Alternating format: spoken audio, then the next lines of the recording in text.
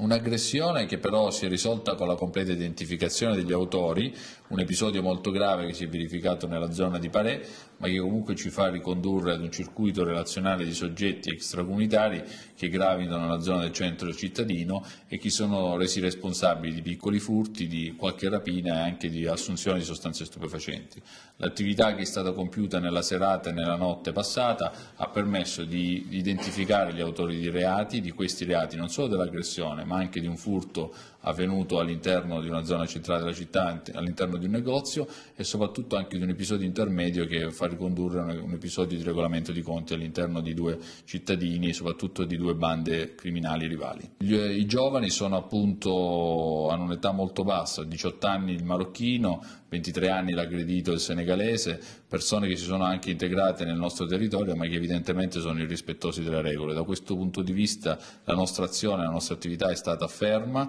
soprattutto nell'assicurare queste persone alla giustizia e nel deferirli all'autorità giudiziaria e anche all'autorità amministrativa, visto e considerato che il marocchino è stato trovato in possesso anche di sostanza stupefacente.